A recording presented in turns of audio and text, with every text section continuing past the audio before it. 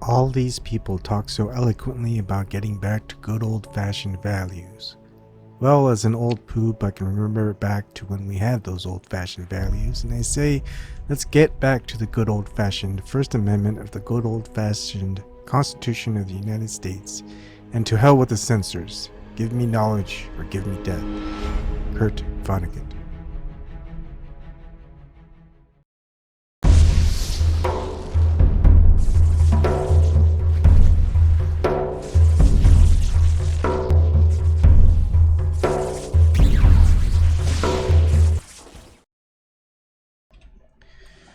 Good evening, everybody.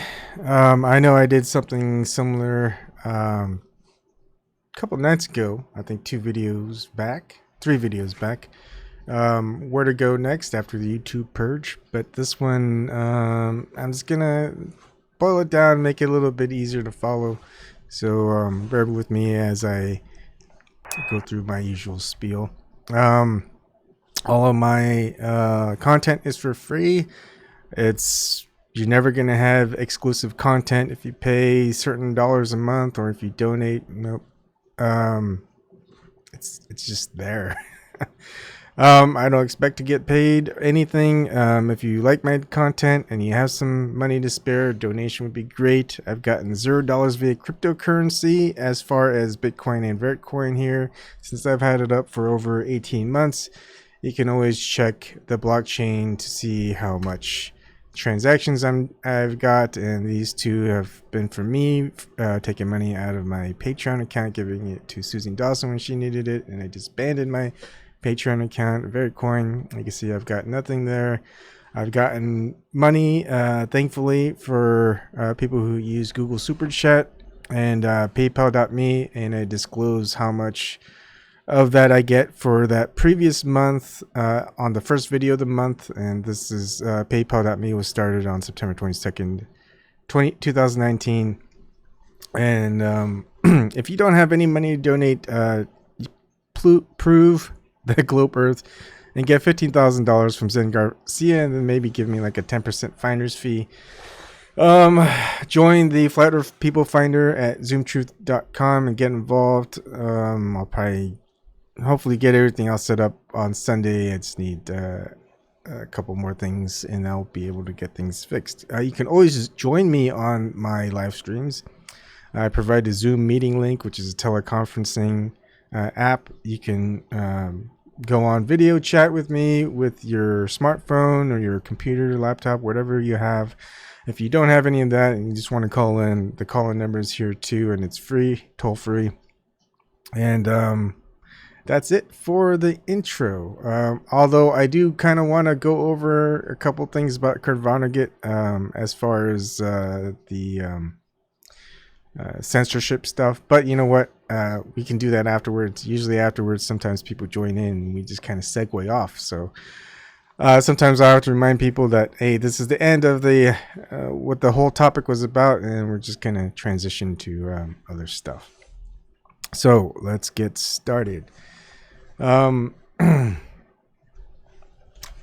Now, this one, is about top 5 alternatives to YouTube for content creators. I chopped off the content creators. I gotta redo that. Damn it. It doesn't matter. I'm not gonna redo it. All right, so I'm gonna go backwards on the list. And number 5, I'm gonna say Steam it using Vim.tv and DTube.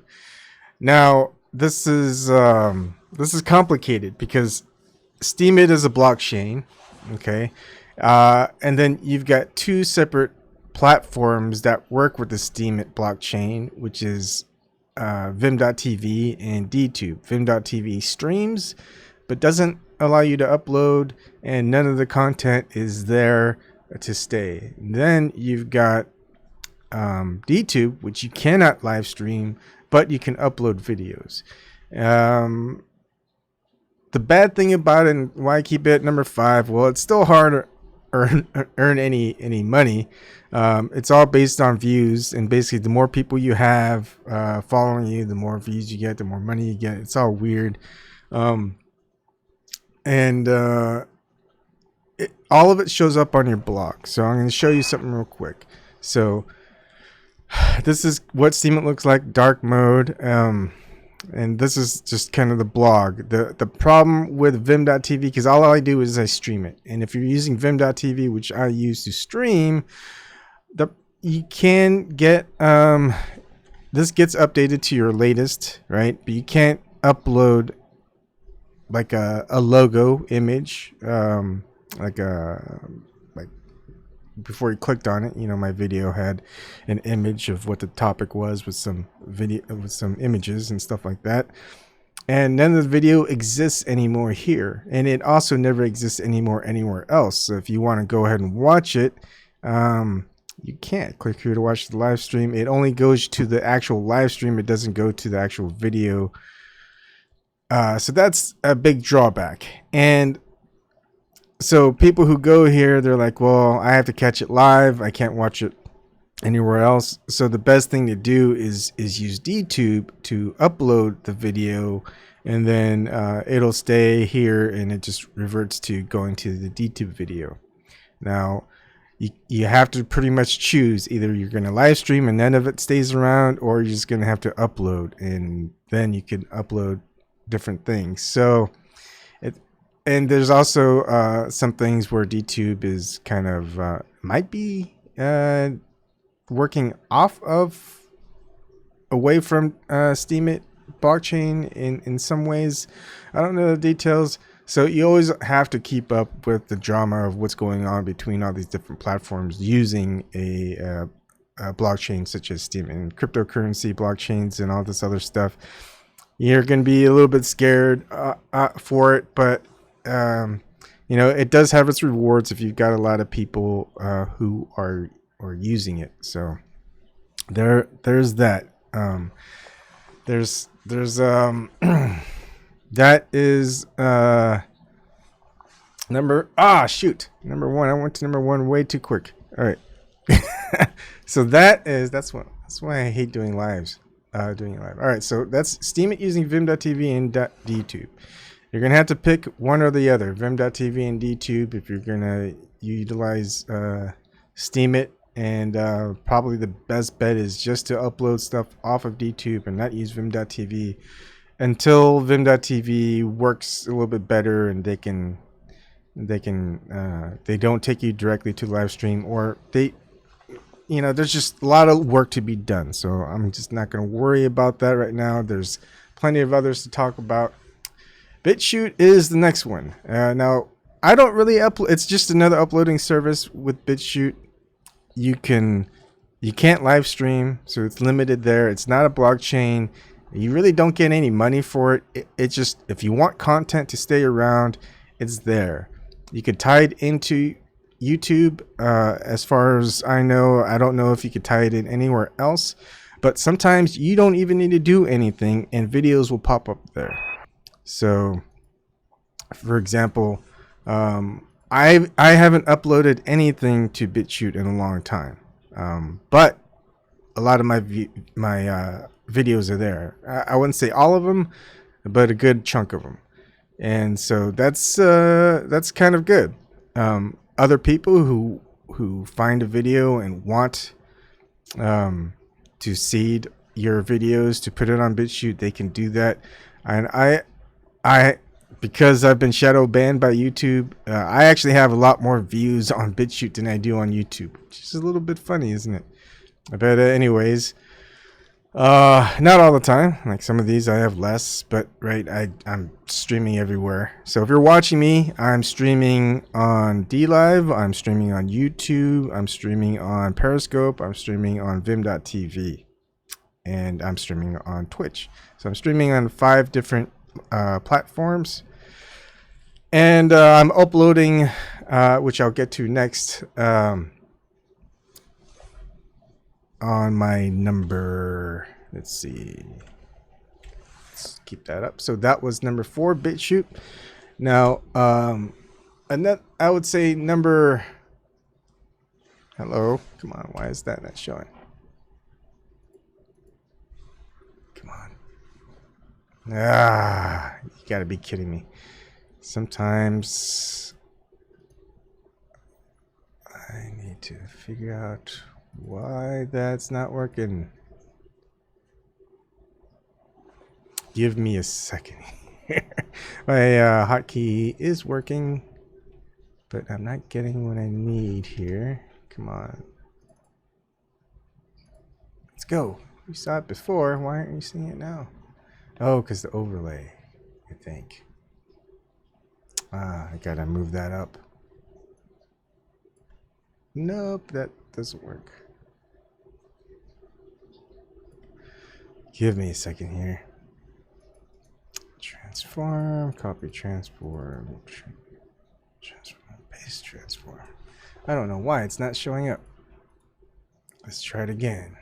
No. All right. Well, what it's supposed to be is no,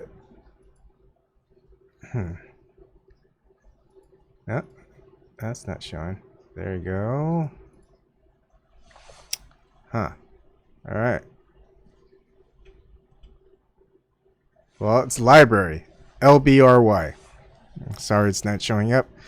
Can't do anything about that. So I'll take you over to library real quick. Now this is another blockchain. And it's kind of, well, you cannot live stream, so that's the downside. But when you upload, it's going to stick around until the blockchain stops. So if you're worried about censorship, well, library, you're going to be okay. Now, the problem with library is that it still needs to work out the kinks. And basically, you download a desktop, and people watch through the desktop as long as it has an internet connection. And it's cryptocurrency, so you gotta save your stuff pretty good. And you don't really make that much. However, there's a couple of bonuses here, aside from a lot of things not working out pretty good. For example, my publishes, they all say it's 6 months ago, but that doesn't work quite well. And sometimes, depending on the versions, you may not have your logo to show up correctly on your videos. And comments don't quite work that great here. You don't get any notifications. You spend LBC, which is the cryptocurrency, to publish. If you want to publish it with your name attached to it, the @ebonkim, otherwise it's anonymous. But you can get a lot of rewards where it just kind of mitigates all that. Now, one thing that's very beneficial for people moving off of YouTube, or you're still going to use YouTube, but you want a place to store your content, well, what they do is they give you rewards. So what you can do is you could sync your channel, your YouTube channel, and all your videos, and it starts to I think you're able to watch them on library. I'm not 100% sure, but here's the thing. You get rewards. For example, I have 1,880 subscribers, 929 videos.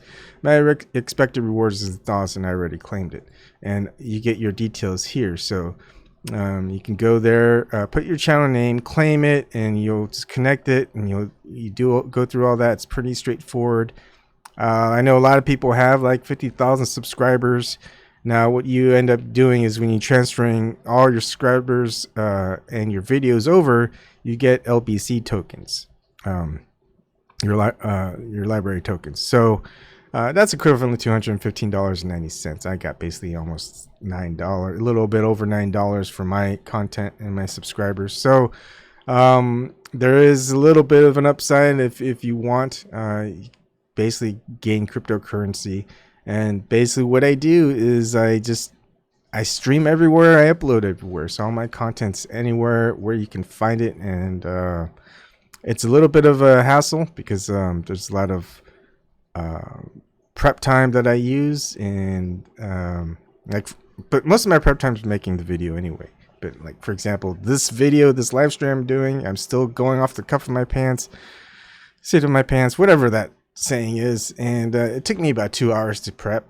And but afterwards, I don't want to do anything. Afterwards, my video is done. I'm live. If I made mistakes, I made mistakes. But pretty much, what you see is what you get wherever this is uploaded. And so that's a good part of LBRY. And if you ever have any questions, feel free to ask questions either now, or maybe you want to send me an email or hit me up on Twitter or wherever, right? Okay, so number 2, DLive. So number 3 was LBRY. Number 2 is DLive. DLive is great for live streaming. You got big names who left YouTube going to DLive. But those big names, well, they're big names, so they end up becoming partners with DLive. So you have to have a certain number of followers on DLive, otherwise your content expires after 3 days. If you have a big channel on YouTube and you want to go to DLive, because DLive at least has streaming, right? You can live stream there. The problem is you're not going to have that content stay on DLive unless you become a partner and you have a certain amount of followers. The great thing about DLive, though, is they can chat with you. You can interact with them just like on YouTube, and it's on a blockchain. So if you have it around, you know, until they take it away from you, which of course is control of the developers, the blockchain, your content is still there. Whether or not it's seen or not is all based on the team. So yeah, there's, even though the concept of decentralization and blockchain technology is there, DLive is basically in the hands of the developers, and you can't do anything about it, right? And you do get cryptocurrency, Lino, that's what it's called, or Lino, I don't know the exact term. So there's that. So the biggest downside to it is that your videos, you can't upload until you become a partner. Your videos don't stay around until you become a partner. So those are the major drawbacks. If you're like me and you have a small channel, you don't have a lot of following, and it's hard to get a following. Basically, you have to be live streaming enough where it gets people's attention. They want to follow you. So that is the problem with DLive. And also, you don't have description boxes. So every time you make a video and you want to put links down for people to go ahead and follow, to look at source material and things like that, well, DLive is not going to have any of that. However, if you use DLive to live stream and tell people that if you want to see your video again or other videos that you have that no longer appear, tell them to go to LBRY. And then LBRY is where you upload, and you're able to they're able to see all of your material on LBRY. But for me, I just go ahead and restream and upload as many places as I can. Also, another part with LBRY that I mentioned in another video is whenever you publish a video or upload a video on LBRY, and with LBRY you do get to have a logo, you can upload a thumbnail, and you can put description links and everything like that onto your videos, so that part is good. However, it fills up your C hard drive. Whatever operating system hard drive you have, it's going to put a lot of files there. The bigger your videos, the bigger the files. You don't need them, so if you know where the location is, you can go ahead and delete all those files, and you'll free up gigabytes worth of hard drive space. For me, I was having this problem. It's like, what's going on? Why is my hard drive filling up? And it was because of LBRY. So still, you use LBRY and you use DLive in sync.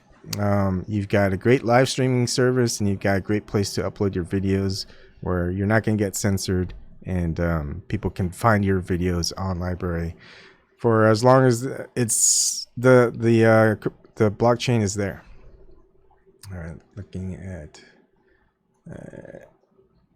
BitChute DLive should merge, maybe. Hey, I had port from co-op. All right, so last one, and no, I didn't get to see Stalker yet. I was planning to yesterday, didn't get to it. I will one day. All right, so no, gotta move back.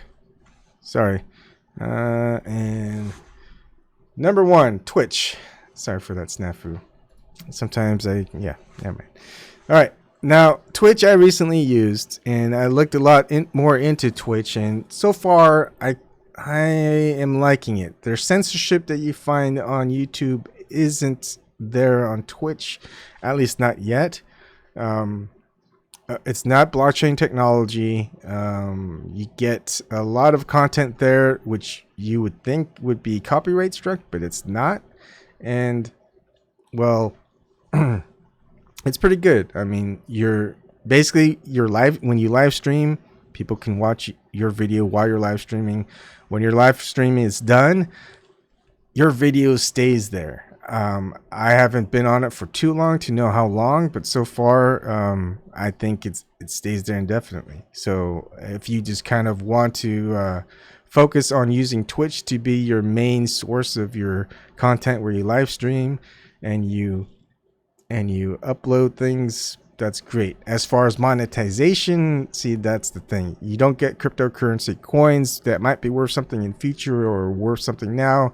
Basically, I think you get money for the subscribers that you get. So if people want to subscribe to you and get certain perks and things like that, they had to pay almost $5, $4.99 or something like that. And you don't get that $5. I think it's like 75-25 or 50-50. So you get a small chunk of it. Twitch gets the majority of it, and there you go. And as you work up the ladder, I think you are some sort of an associate, and then you end up becoming a partner. The problem with being a partner is your content is exclusively with Twitch if you want to reap the rewards of being a partner to Twitch. So, for example, I restream everywhere and upload everywhere. So if I ever have enough of a following, I guess, to just be exclusively on Twitch, well, I have to stop restreaming everywhere and uploading everywhere, and all my content would be exclusive to Twitch, and that's how you would make your money. So if you're someone who's looking to make money and not worrying about censorship too much, then Twitch would probably be the number one. If you are just wanting to live stream, interact with others, and have people watch your videos and not worry too much about being copyright struck and your videos taken down, it's a good place, but that may not last forever. And as far as so that's kind of the breakdown. I put Twitch number one just because of you can get money just based off your following. If even if you're not looking for it, that's where you can get it. Your videos, you don't have to worry about it after your live stream. It still exists there. People can watch your old videos. I don't know how far back that can be done, but I guess you'll just have to find out on your own. And I didn't go into usability at all. So I mean, there's a lot of the usability as far as content creators is going to kind of exist the same throughout. But again, just like my number 5, which was Steam It, you're going to either use Vim or DTube, all this other stuff you're going to be confused about, but hopefully this video clears it up for people who want to know kind of, all right, I need to start moving away from YouTube, or start streaming somewhere else. Where do I go? But also, if you're like me, you can go ahead and restream to multiple places. What I use is restream.io, and it's a free service. The only thing that you pay for is if you want to add a second channel. For example, you have 2 Twitch channels, you have to buy a subscription to add an extra channel on Twitch. But how many people are going to do that? And Facebook. So some people still use Facebook, and if you want to use restream to Facebook, you're going to have to pay an extra amount. There is a manual way of restreaming to Facebook, and it's not very hard, and you can easily do that, but it takes a second setup of whatever live streaming device that you use. I use OBS. I also use a second computer dedicated to it. You don't have to. You can have 2 OBS sessions up. The problem with having 2 OBS sessions up, if you're using all these special things like that, right, you're going to have both OBS sessions do the same thing. So what I end up doing instead is having one OBS session. That's my master. So not my, you know what I'm talking about, like that's my my main OBS session, my main stream, live stream. Now what I do is I restream it on another computer with its own OBS session with its keys, and that can either go to Facebook or another place. So basically I use it for Vim.tv, but I'm thinking of getting rid of the whole Vim.tv and just uploading via DTube. Who knows? I think I just like using Vim.tv just to see how it is, how it changes and things like that, because maybe it'll get better. I mean, I'm kind of in that weird space where I live stream everywhere where a lot of people don't, and so I get a lot of exposure to all these different platforms. So I mean, sometimes someone will recommend me something else and I go, okay, I'll add it to the list. So I'll add it to the list. Now, you don't see me putting on YouTube for live streaming just because the censorship is so bad there. They do a lot of weird stuff, shadow banning you or taking down videos. It doesn't matter if it's your video, if your account and your videos are demonetized. Like my main channel on my YouTube, it's monetized. My backup channel, it's demonetized. Or I make sure it's not monetized at all for any videos.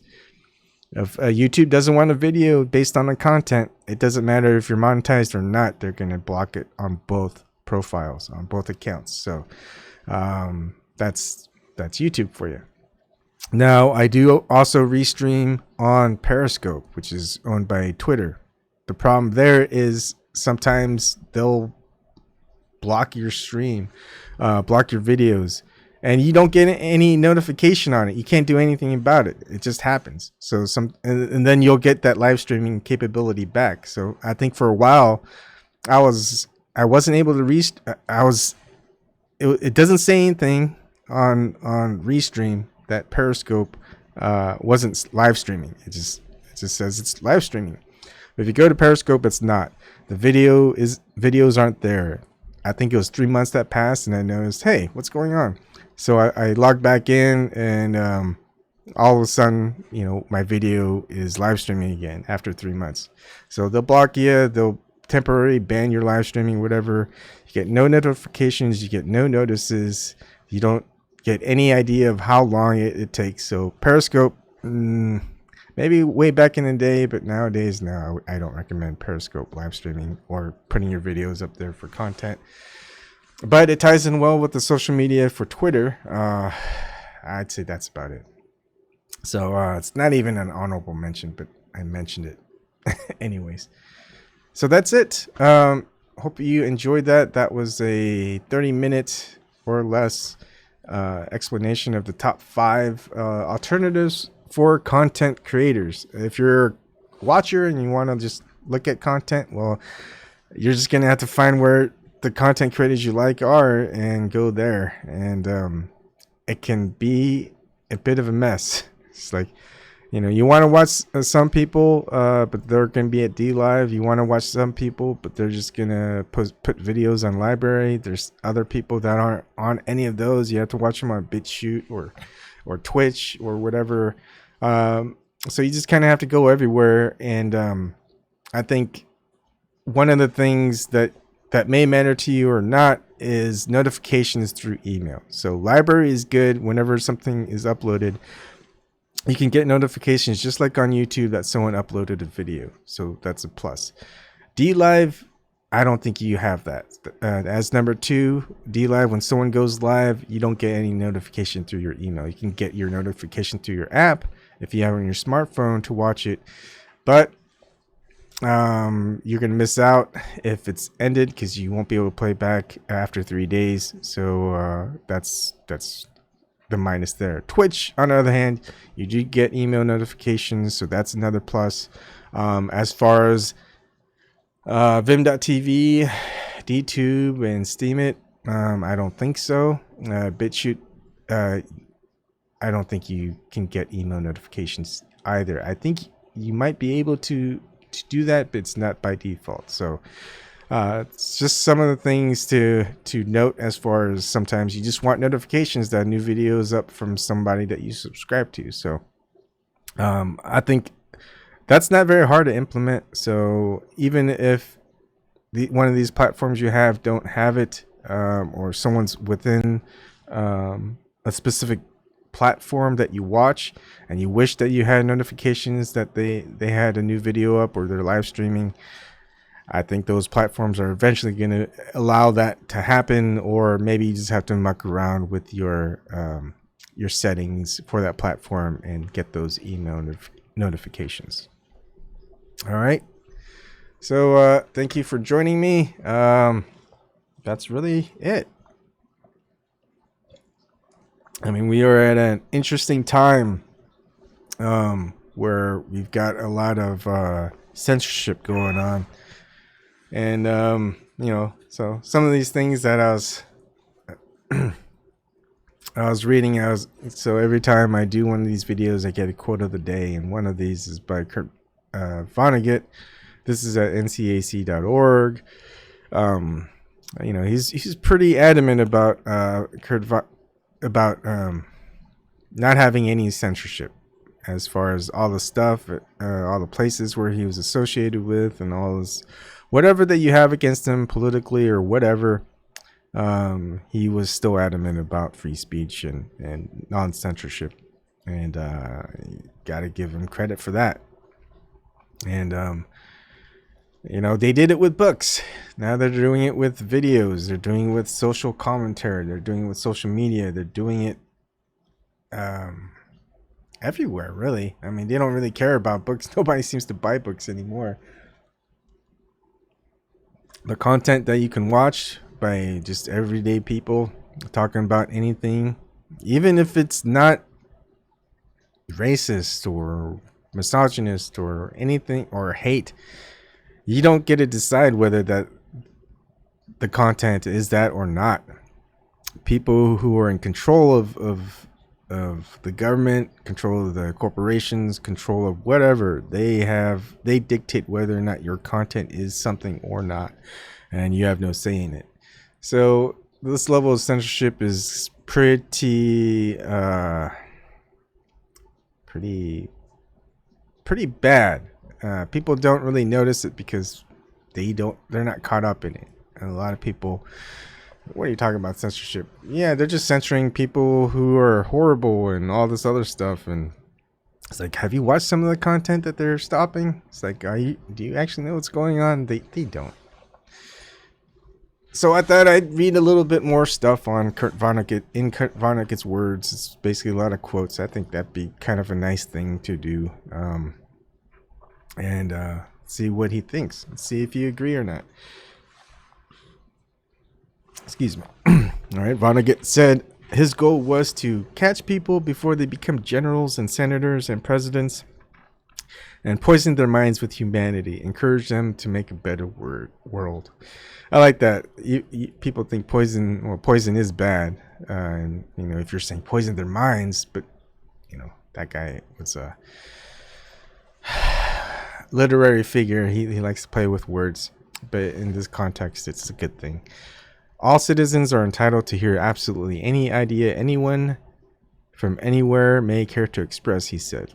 And where did I get the notion there was such an incredible entitlement? I got it from the junior civics course that was given in 7th grade at Public School 39 in Indianapolis. I don't like the specific words. I mean, entitlement, shouldn't that be right? Fundamental right, but I digress. That's Kurt Vonnegut for you.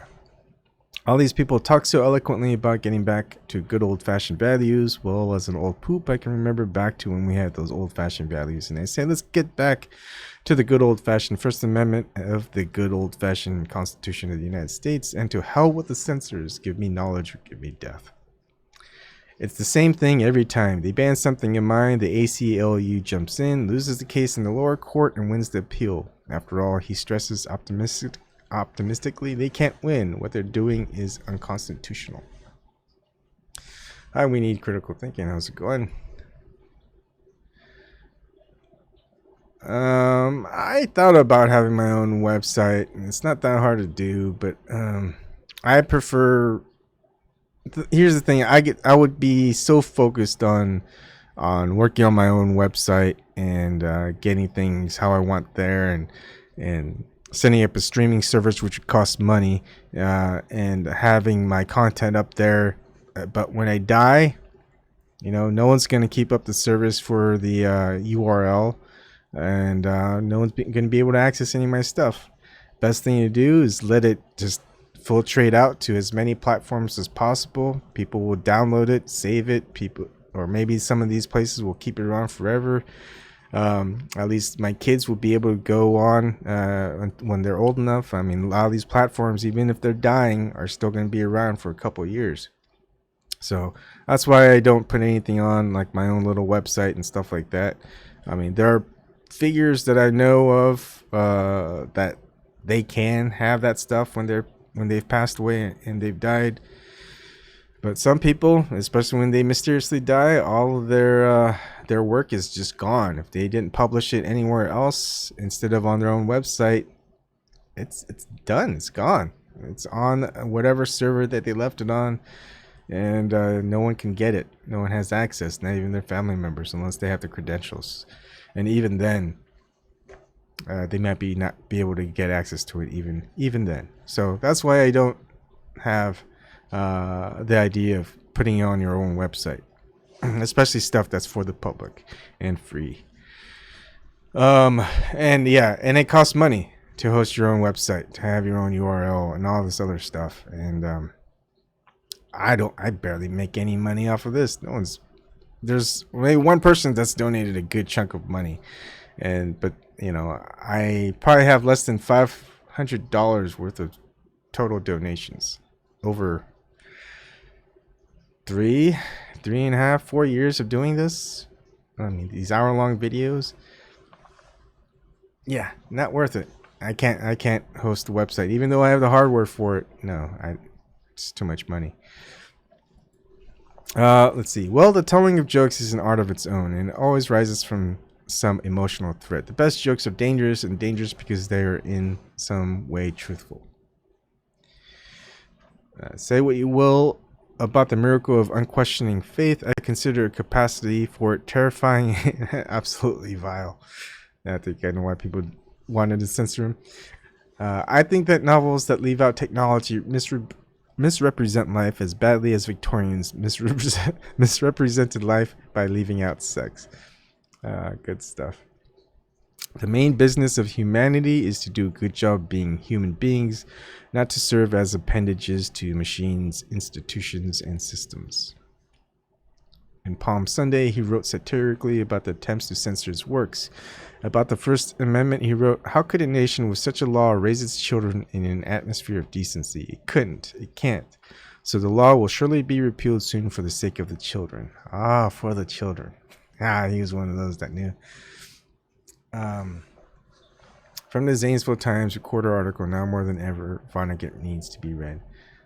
We need critical thinking. Blockchain, the content. Well, the thing is, with blockchains, you need people to use hardware to keep the blockchain going. So, heck, I barely have enough people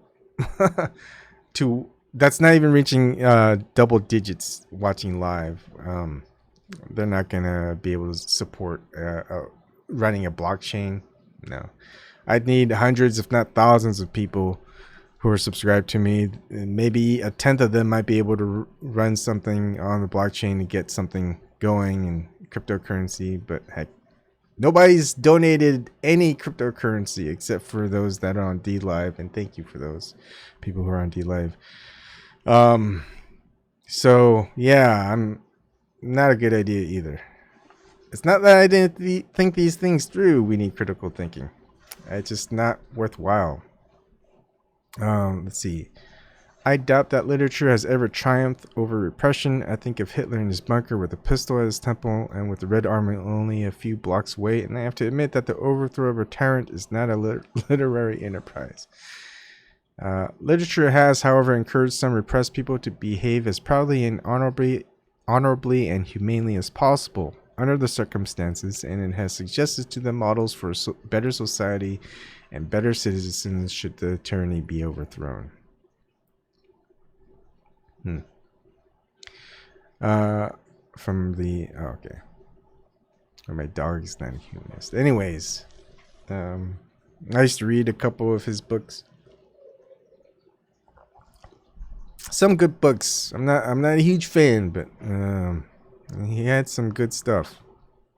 And his support for First Amendment and non-censorship, I agree with 100%.